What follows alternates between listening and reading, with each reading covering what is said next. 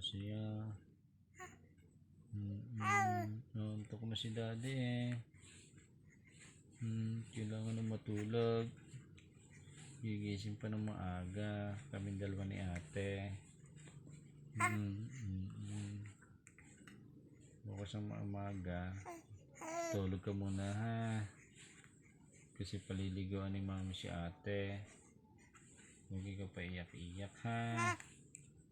Pagkapasok ni ate, di ikaw naman yan sa kasuhin ni mami. Okay? Huwag makipagsabayan ha. Babait lang lagi. Kiss na. Good night. Love you.